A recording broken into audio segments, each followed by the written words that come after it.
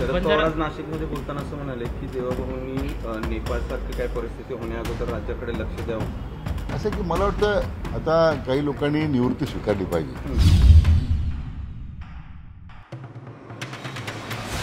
लोकांनी त्यांना निवृत्त करण्यापेक्षा ती स्वतःहून स्वीकारली पाहिजे असं मत होतं. मराठा समाजाला आरक्षण नाकारण्याचं काम जे माननीय पवार साहेबांनी केलं आहे. नाही, आता उपसमितीचा अध्यक्ष झाल्यानंतर अण्णासाहेब पाटील महामंडळ आणि सारथीच्या कामाच्या बद्दल त्याच्या एक जबाबदारी माझ्यावर अध्यक्ष म्हणून आलेली आहे. म्हणून आज मी मुद्दामून वेळ काढून या संस्थेच्या कामाची माहिती घेण्यासाठी आलो होतो.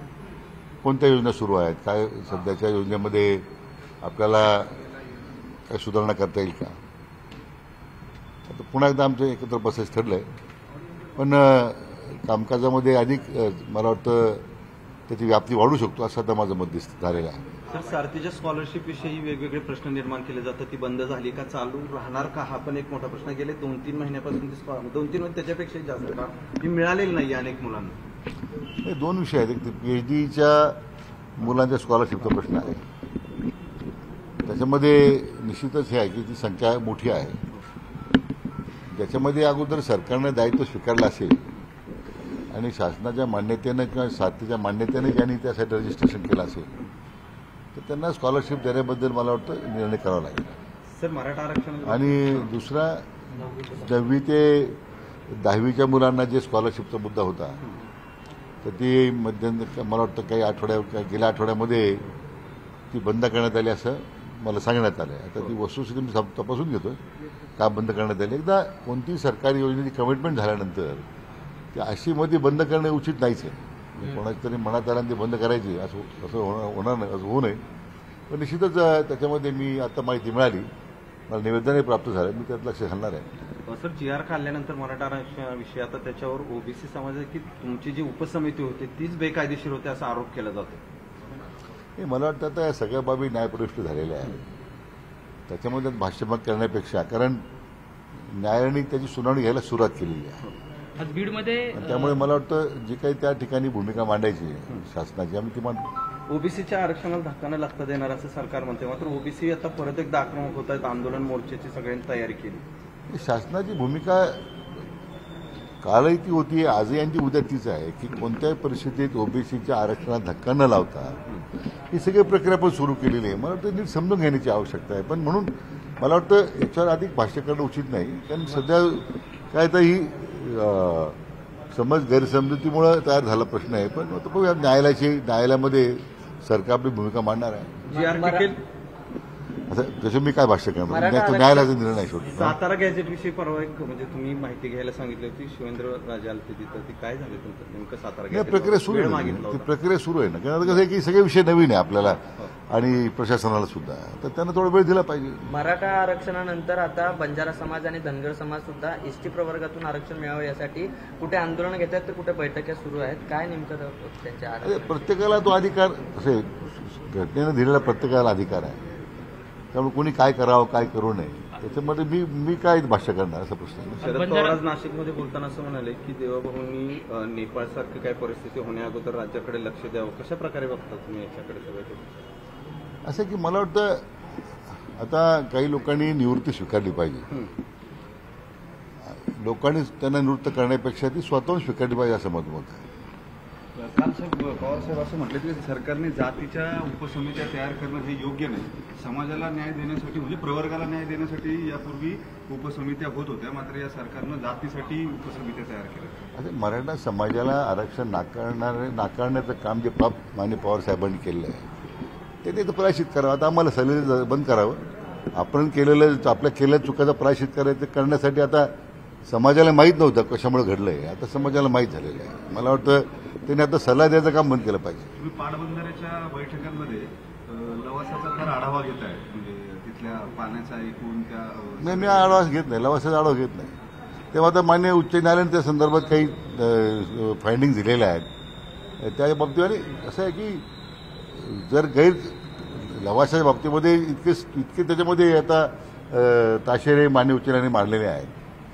निश्चितच तिथं काही गैरकारवाई झाल्या असतील, सरकार ते विभाग ते काम पाहिजे, परंतु पाण्याच्या बाबतीमध्ये जर चुकीचं आरक्षण झालं असेल, चुकीच्या पद्धतीने काही त्यावेळी केलं असेल तर निश्चितपणे आम्ही कारवाई करू. जर चुकी झालं असेल तर आरक्षण सुद्धा रद्द करू.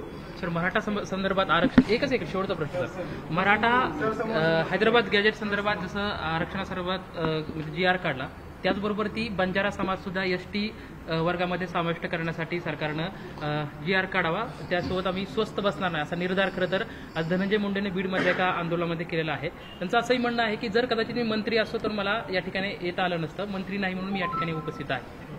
मी काय धनंजय मुंडे काय बोलले मला माहीत नाही आहे, पण शेवटी असं की प्रत्येकाला आपापल्या न्यायिक मागण्याच्यासाठी लढा देण्यात अधिकार आहेच आहे ना. तो घटनेने दिला अधिकार प्रत्येकाला. आता ती काय कोणी काय भूमिका मांडतं, त्याच्यामध्ये काय न्यायालयाचं कुठे ते बसतंय, कोणी काय त्याच्यामध्ये काय विचार केलेला आहे, म्हणून मी प्रत्येकाच्या मागण्यासंदर्भात मी त्याच्यावर बोलणं उचित नाही. तुम्ही प्रयत्नशील आहात का सरकार म्हणून? शासन म्हणून तर शासनाला राज्याच्या एकूण सर्वांगीण विकासाचा विचार करावाच लागतो ना. माननीय मुख्यमंत्री त्या संदर्भात बोललेले आहे. नाही, आता उपसमितीचा अध्यक्ष झाल्यानंतर अण्णासाहेब पाटील महामंडळ आणि सारथीच्या कामाच्या बद्दल त्याच्या एक जबाबदारी माझ्यावर अध्यक्ष म्हणून आलेली आहे. म्हणून आज मी मुद्दामून वेळ काढून या संस्थेच्या कामाची माहिती घेण्यासाठी आलो होतो. कोणत्या योजना सुरू आहेत, काय सध्याच्या योजनेमध्ये आपल्याला काय सुधारणा करता येईल का.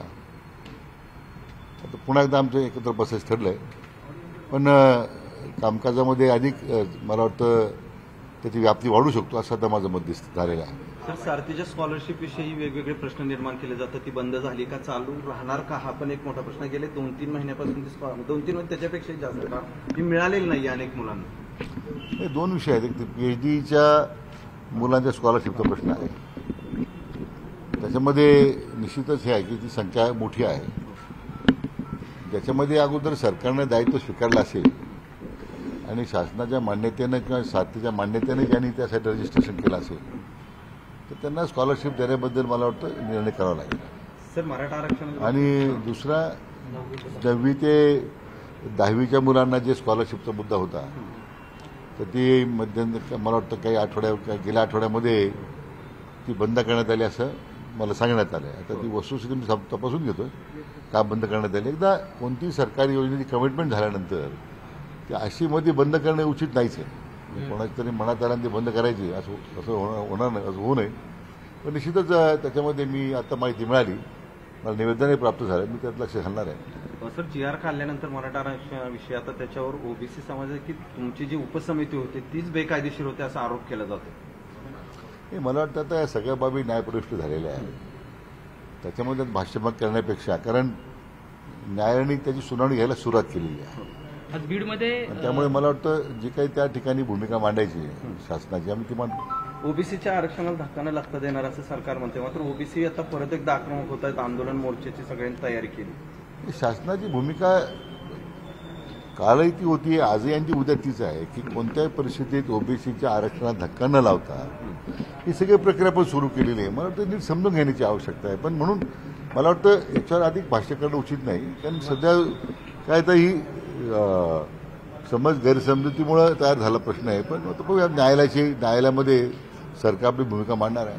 GR असं तसं मी काय भाष्य करणार, न्यायालयाचा निर्णय शेवटी. सातारा गॅजेट विषयी परवा एक म्हणजे तुम्ही माहिती घ्यायला सांगितली होती, शिवेंद्र राजे आलते तिथं, ती काय झालं तुमचं नेमकं सातारा गॅजेट? प्रक्रिया सुरू आहे, ती प्रक्रिया सुरू आहे ना. कारण कसं आहे की सगळे विषय नवीन आहे आपल्याला आणि प्रशासनाला सुद्धा, तर त्यांना थोडा वेळ दिला पाहिजे. मराठा आरक्षणानंतर आता बंजारा समाज आणि धनगर समाज सुद्धा ST प्रवर्गातून आरक्षण मिळावं यासाठी कुठे आंदोलन घेत आहेत तर कुठे बैठका सुरू आहेत. काय नेमकं त्यांच्या प्रत्येकाला तो अधिकार, असे घटनेनं दिलेला प्रत्येकाला अधिकार आहे. त्यामुळे कोणी काय करावं काय करू नये त्याच्यामध्ये मी काय भाष्य करणार असा प्रश्न. शरद पवार आज नाशिकमध्ये बोलताना असं म्हणाले की देवाभाऊंनी नेपाळसारखी काय परिस्थिती होण्याअगोदर राज्याकडे लक्ष द्यावं. कशा प्रकारे बघता तुम्ही याच्याकडे सगळं? असं की मला वाटतं आता काही लोकांनी निवृत्ती स्वीकारली पाहिजे. लोकांनी त्यांना निवृत्त करण्यापेक्षा ती स्वतःहून स्वीकारली पाहिजे असं मत आहे. काल पवारसाहेब असं म्हटलं की सरकारने जातीच्या उपसमित्या तयार करणं हे योग्य नाही. समाजाला न्याय देण्यासाठी म्हणजे प्रवर्गाला न्याय देण्यासाठी यापूर्वी उपसमित्या होत होत्या, मात्र या सरकारनं जातीसाठी उपसमित्या तयार केल्या. आता मराठा समाजाला आरक्षण नाकारण्याचं काम जे माननीय पवारसाहेबांनी केलं आहे ते प्रायश्चित करावं. आता आम्हाला सॅलरी बंद करावं. आपण आपल्या केलेल्या चुकाचा प्रायश्चित करायचं करण्यासाठी आता समाजाला माहीत नव्हतं कशामुळे घडलंय, आता समाजाला माहीत झालेलं आहे. मला वाटतं त्यांनी आता सल्ला द्यायचं काम बंद केलं पाहिजे. तुम्ही पाटबंधाऱ्याच्या बैठकांमध्ये लवासाचा फार आढावा घेताय, म्हणजे तिथल्या पाण्याचा एकूण त्या नाही, मी आढावा घेत नाही, लवासाचा आढावा घेत नाही. तेव्हा आता मान्य उच्च न्यायालयाने त्या संदर्भात काही फायंडिंग दिलेल्या आहेत. त्या बाबतीमध्ये असं आहे की जर लवासाच्या बाबतीमध्ये इतके त्याच्यामध्ये आता ताशेरे मान्य उच्च न्यायालयाने मांडलेले आहेत. निश्चितच तिथं काही गैरकारवाई झाल्या असेल तर सरकार विभाग ते काम पाहिजे. परंतु पाण्याच्या बाबतीमध्ये जर चुकीचं आरक्षण झालं असेल, चुकीच्या पद्धतीने काही त्यावेळी केलं असेल तर निश्चितपणे आम्ही कारवाई करू. जर चुकीचं झालं असेल तर आरक्षण सुद्धा रद्द करू.